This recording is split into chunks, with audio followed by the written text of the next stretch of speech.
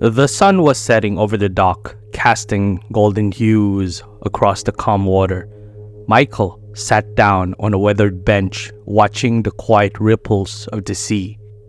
And on the side of the dock is an old man who seemed to have spent decades by the shore, sat fishing not far away. He looked like he was part of the scene itself, steady, calm, and unmoved by the passage of time. A sense of peace surrounded him, and after a long, stressful day at work, Michael felt drawn to him.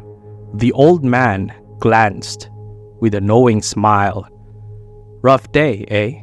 he asked, reeling in his line slowly but deliberately. Michael sighed. "Well, you could say that.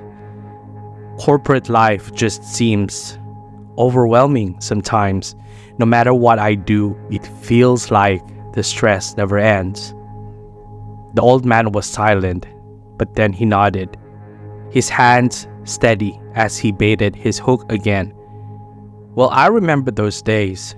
30 years in the business world taught me a lot about the storms that can come with it. But eventually, I found my peace. I found a different way to handle it all." Michael raised an eyebrow, intrigued. "In what way was that?" The old man cast his line back into the water, then turned to Michael with a serene expression. "I embraced the philosophy of Stoicism." Michael leaned forward, curious. "Stoicism? How would that help me in the corporate world?" The old man smiled. "More than you think. Let me tell you 5 principles that could change how you approach your work." First lesson, the old man began, is to focus on what you can control. In the corporate world, there's so much out of your hands. Other people's opinions, decisions made by higher-ups, market trends, but your reactions, those are yours to manage. Michael thought about his last meeting where decisions were made that he disagreed with but had no say in it. He clenched his fist in frustration earlier, but now he saw the wisdom in the old man's words. Getting worked up about the things you cannot change is a waste of energy. The old man continued, watching Michael closely. Instead, focus on what you can do, your work, your attitude, and your effort.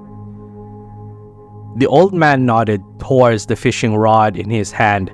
Second lesson, self-discipline.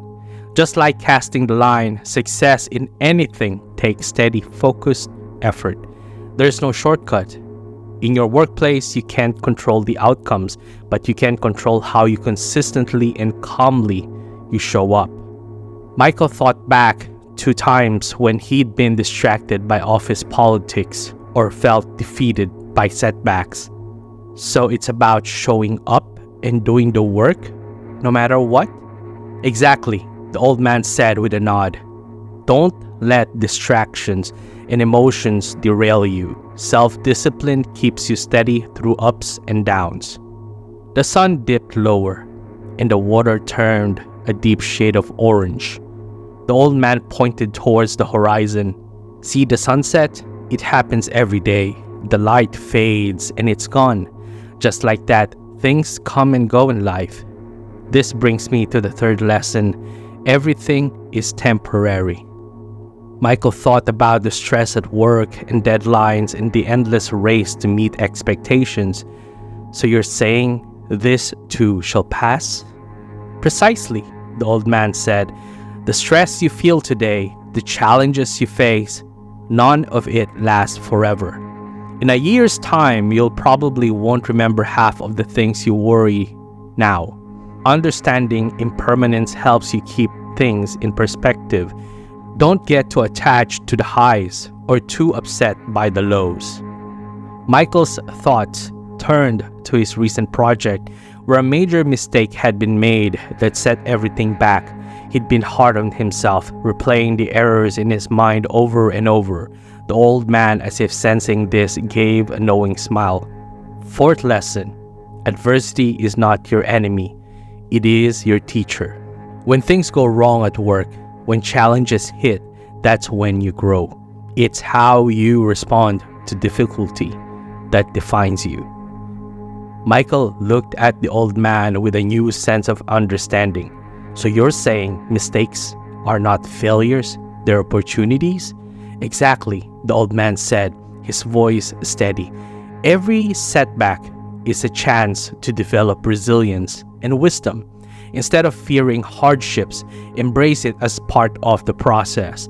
The strongest steel is forged in the hottest fire. The old man began to reel his line again, slowly and methodically. Finally, the fifth principle: live by your own values, not by external rewards or recognition. In the corporate world, people often chase titles, money, and approval.